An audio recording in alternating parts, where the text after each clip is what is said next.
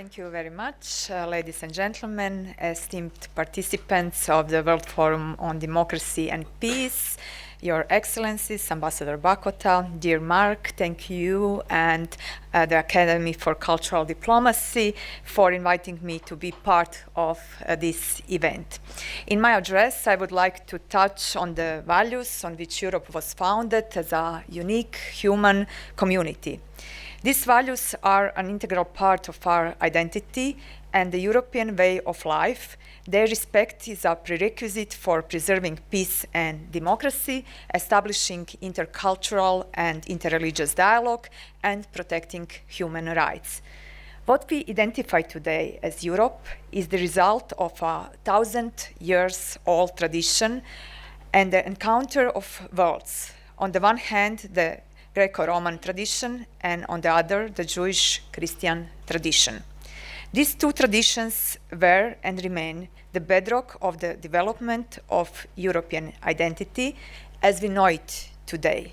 However, in addition to the mentioned roots that directly contributed to the building of European society, over the centuries, it was also exposed to various influences viewed from a cultural and a religious standpoint. Yet, the conclusion is clear. Europe today is understood as much more than a geographical area and a set of countries. It is a political entity and as such recognized as an international actor on the global political scene and a guiding star in the fight for human rights and the rule of law. Let me remind you on Konrad Adenauer's words, who said, "The process of integration and building of larger communities of people serves to uphold the Western Christian values that give meaning to our lives. Furthermore, it serves social progress and material well-being, which in a democratic world can be achieved not in conflict, but in harmony with the freedom of individuals and nations." Adenauer did not accidentally mention the upholding of Christian values as the substance of source of meaning to uniting Europe first. Social progress, material well-being, and democracy come after. For Adenauer and his fellow pioneers of a united Europe, Robert Schuman, Alcide de Gasperi, Jean Monnet, it was beyond question that the European Union must first and foremost be a community of values.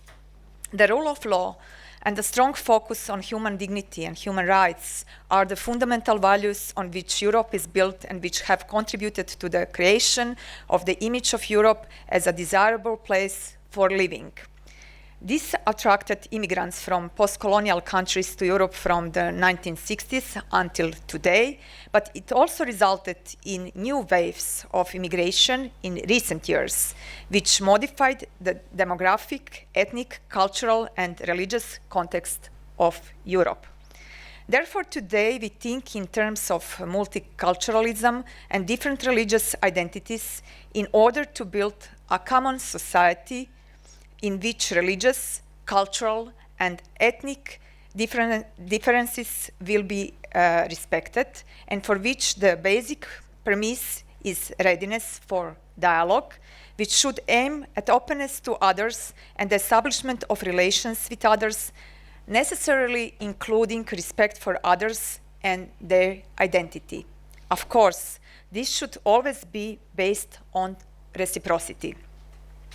Religion is reflected in a person's perception of the world and way of life, and since immigrants come from cultures that are very religious, it is also very important to try to get to know the religion of others through the prism of their culture and their culture through the prism of their religion. This is prerequisite for the integration of non-European immigrants into European societies, and this is always a two-way process. It requires openness, goodwill, and commitment from both the host and the new arrivals. However, it should be emphasized that a multicultural society might be difficult to achieve without majority domestic culture, which is self-aware and does not renounce its own identity. After all, the new arrivals have the right to a safe and reliable host who has a clear and consistent system of values. Christianity, which is attributed to being the link to creating the European identity, which is a set of universal values, has thus acquired a role that is not only historical, but the one that is essential to the European way of life. Pope Francis believes that Europe should become a point of reference for all humanity, and in order to do so, Europe should not revolve around the economy, but around the human dignity and fundamental values. One of the European values is the promotion and protection of freedom of religion or belief. The European Union pays particular attention to the individual's right to believe or not to believe, alone or in community with others, and to freely express his or her beliefs.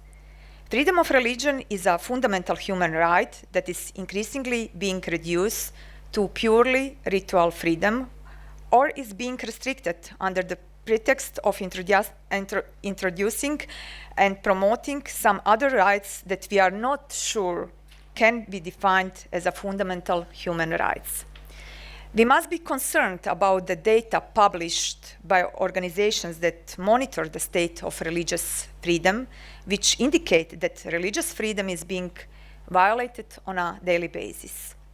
According to the latest report on the state of religious freedom published by the Observatory on Intolerance and Discrimination Against Christians in Europe, increasingly frequent attempts to criminalize traditional religious teachings or restrictions on freedom of conscience have been observed, as well as the rise of radical extremist groups in Europe, the burning of churches and their desecration, whereas in third countries they observe instances of believers being denied to possibility to exercise and practice religion, forced conversions, complete exclusion from public and social life of religious minorities, up to blasphemy laws leading to the death penalty.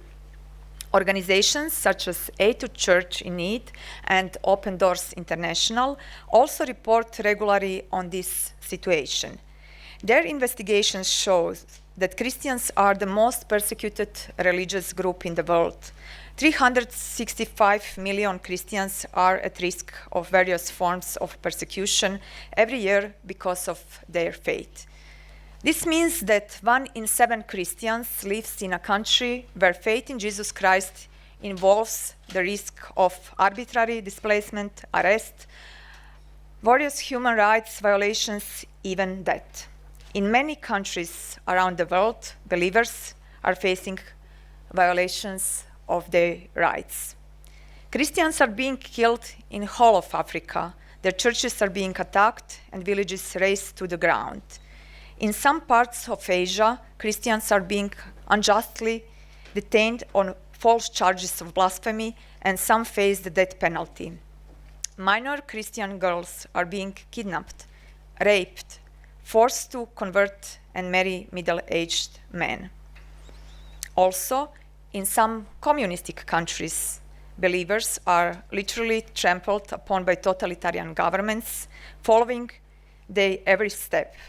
We should not forget that the wars in Middle East and crimes committed by ISIS and Daesh and the lack of an adequate response from the international community led to the fact that Christians almost disappeared from the cradle of Christianity. A study of Aid to Church in Need reveals that 61 countries with 4.9 billion inhabitants see discrimination and persecution of religious minorities, and the fundamental right to freedom of thought, conscience, and religion is suppressed or limited by new laws. The report identifies 28 countries where severe persecution of religious minorities occurs, half of which are in Africa, where religious minorities face crimes, repression, surveillance, electoral obstacles, and attacks by state and non-state actors. It is shocking to know that citizens are persecuted or even killed by their own governments, often without any response from the international community. This has been confirmed by the American Pew Research Center in its report published this year, stating that restrictions on religious freedom in the world imposed by state institutions have reached their peak. The report particularly highlights the events in Central America, where high government officials attacked Catholic priests and bishops who support pro-democracy protesters and sentenced them to high prison sentence. The German federal government highlighted in its report on the global status of freedom of religion or belief, published at the end of last year, its concern about the crimes against religious minorities around the world. Along with the European Commission, more and more European countries are appointing their special envoys for issues of freedom of religion in third countries, but apart from reporting on the state of religious freedom and noting that the situation is worsening, appropriate and timely measures are missing. European Union is the largest donor of humanitarian and development aid in the world, but money alone is not enough to solve the problem. A clear and solidary policy is needed. Europe, as the cradle and protector of democracy, must be the main protagonist in the protection of and promotion of basic human freedoms and rights, including freedom of conscience and belief, promoting universal human values, and setting an example. However, sometimes one gets the impression that in our Western civilization, there is no awareness that freedom of belief is a fundamental human right, so it has been violated daily in Europe as well. This is why today I would like to point out the positive example of Croatia, which is in the very heart of Europe, and meaning that is Croatia exactly inevitably exposed to all movements and European realities. And it is only logical that the influence of globalization and multiculturalization has become part of our everyday life. Although we could say that our society is almost homogeneous compared to Western and Northern European member states, Croatia can really serve as an example of good interreligious relations and dialogue. Being a minority in Croatia does not mean being less important or without a voice. This is illustrated by the 108-year-long tradition of legal and institutionalized Islam in Croatia, which is reflected in the fact that Muslims in Croatia form an important part of society and are fully integrated into Croatian society. The situation is similar with other religious communities that are part of our religious and national heritage, and this especially applies to Reformed Christians whose presence in Croatia has been recorded since the 16th century. The Act on the Legal Status of Religious Communities, which has been in force since 2003, provides legal certainty and foundation for the registration of and work of various religious communities. The Constitution itself, as the highest legal act, protects and guarantees freedom of conscience and religion, as well as the freedom to demonstrate religious and other convictions. The Constitution further stipulates equality of all religious communities before the law and their clear separation from the state. These provisions, in addition to representing the greatest value of legal regulation, are also a lived reality in Croatia. In this way, religious communities are enabled to communicate with not only state bodies and institutions, but with each other. They are invited to exchange experience, cooperate, respect each other, and work for the welfare of the people they serve.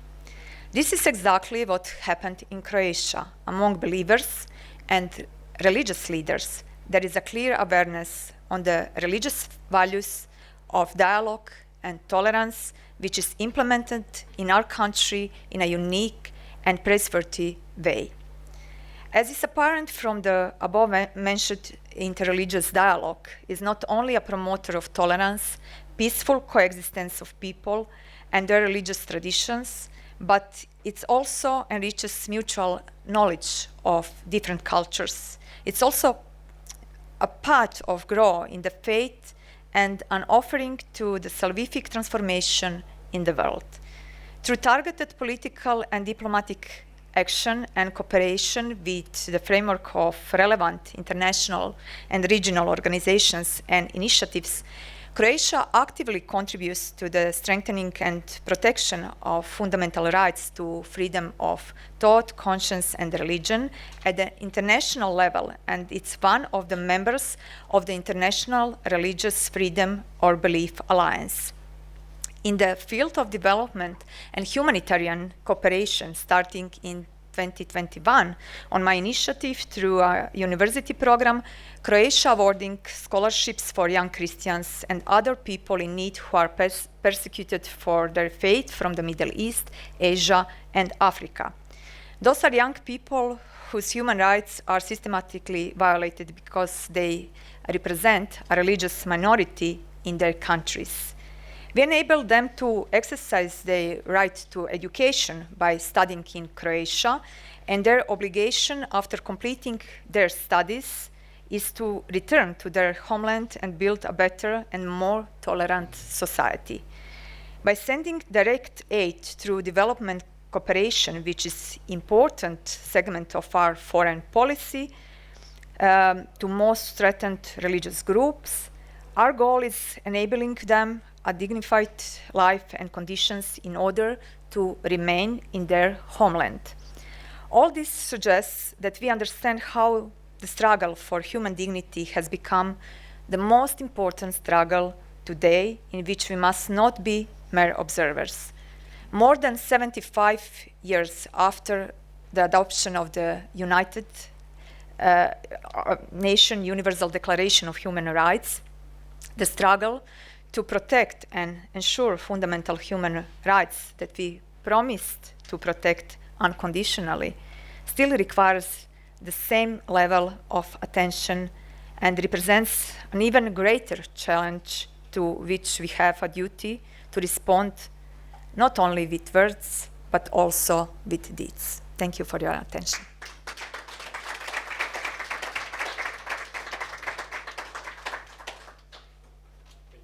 Petir, so I believe that will raise several questions from the audience. So, anyone? We have one here, lady in the back.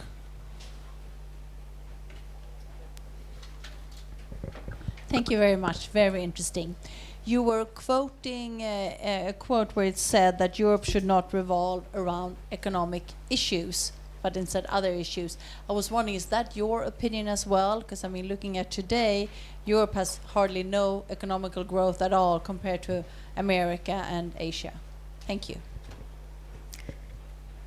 Yes, I quoted Konrad Adenauer, who was the father of United European Union, and he, as well as Alcide de Gasperi and Jean Monnet, was practic believers. They go every day to the Holy Mass, and they want to have union of values first. That was for them very important, because they think that precondition of any economic growth or any progress, it's based on protection of values. That is why Europe is very attractive, and European Union, of course, attractive society for living. We can't forget that Europe is the only continent where that penalty is not exist, where human rights are on the really high level, respecting of human dignity, solidarity and subsidiarity as a main model how European Union functioning.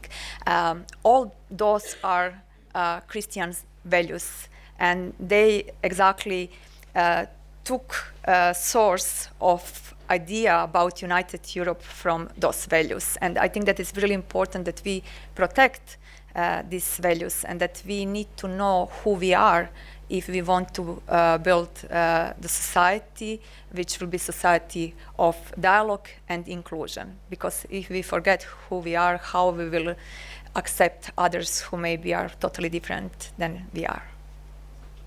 Thank you, Madam Petir. Do you have another question?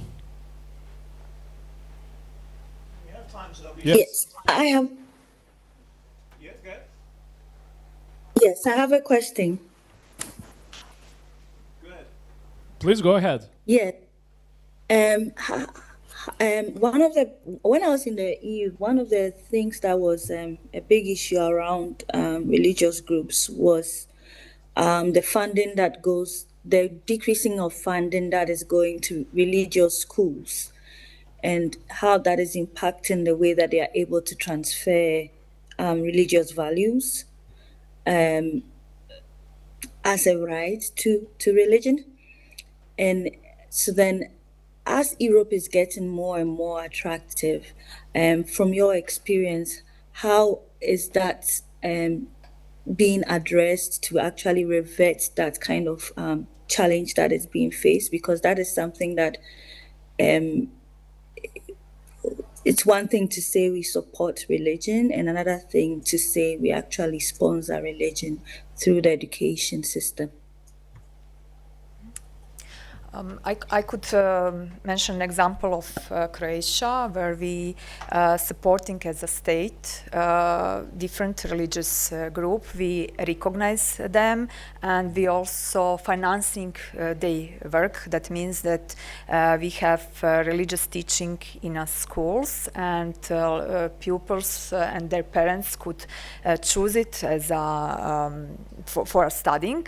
But also it seems to me that it's important here to mention that Croatia recognizes not only religious minorities but also national minorities, and by our constitution and by our electoral law, we ensure for representatives of national minorities to have their MPs in Croatian parliament. So state directly helping religious freedom and teaching about different religions in schools and in churches and in different religious societies, but also through their representatives of national minorities who also represent in some way different religion.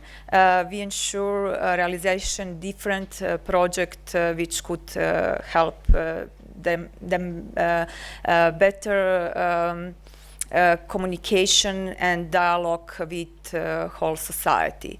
I think that this model should be also present in some other countries, especially European countries, but we see also in third countries that the best schools are the schools which are running by Catholic or other Christians groups, and I would like to invite the governments which are reconsidering to change support to those schools, that they keep financing those schools, because those schools are open for every religion, for every nation, and children could get them really good education, not only to get a knowledge about some important things, but also to get knowledge about values,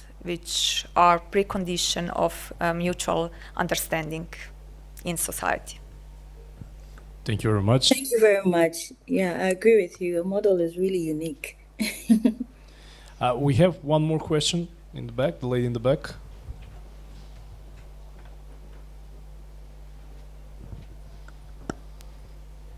Thank you very much. Anna Roshinska, I'm an ICD student here and this year.